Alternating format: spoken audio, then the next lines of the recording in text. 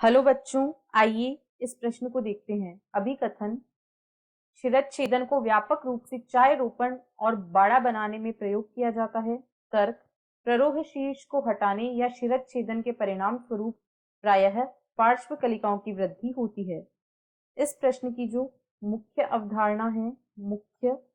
अवधारणा वह है शीर्ष प्रमुखता।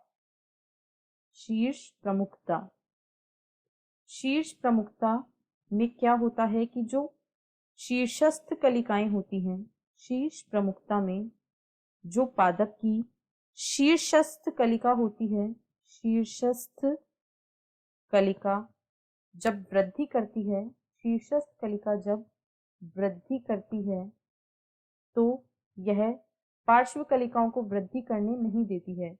तब पार्श्व कलिकाएं वृद्धि नहीं कर पाती हैं। पार्श्व कलिकाएं वृद्धि नहीं कर पाती हैं। इसे शीर्ष प्रमुखता कहा जाता है और ऐसा इसलिए होता है क्योंकि ऑक्सिन हार्मोन की अधिकता के कारण जो शीर्षस्थ कलिकाएं होती हैं वे ही प्रमुख होती हैं। शीर्ष कलिकाएं ही पादप का प्रमुख भाग होती हैं और ये ही मुख्य रूप से वृद्धि करती हैं। शीर्ष कलिकाएं ही मुख्य रूप से वृद्धि करती हैं। ऐसा ऑक्सिन हार्मोन के प्रभाव के कारण होता है और ऑक्सिन ऐसा हार्मोन होता है जो शीर्ष प्रमुखता को प्रेरित करता है। शीर्ष प्रमुखता को नियंत्रित करने वाला यह एक मुख्य पादप हार्मोन होता है। अतः जब शीर्ष कलिकाएं उपस्थित होती हैं तो एक पादप की पार्श्वीय कलिकाएं वृद्धि नहीं कर पाती हैं, परंतु जब शिरच्छेदन किया जाता है यानी कि जो पादप की शीर्ष कलिकाएं होती हैं, यदि उनको हटा दिया जाए तो कक्षस्थ या पार्श्व कलिकाओं की वृद्धि होने लगती है। कक्षस्थ या पार्श्व कलिकाओं की वृद्धि होने लगती है।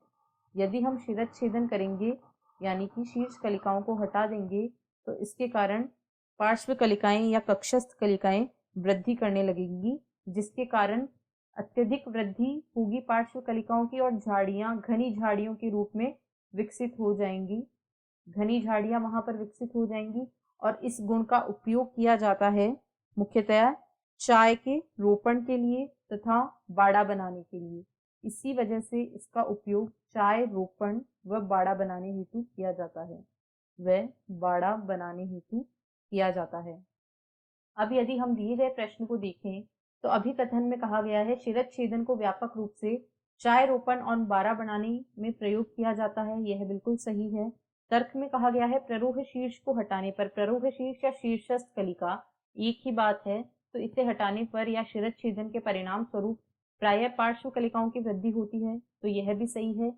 यानी दिए गए प्रश्न में अभिकथन व तर्क दोनों सही हैं। आशा है आपको प्रश्न समझ आया होगा। धन्यवाद।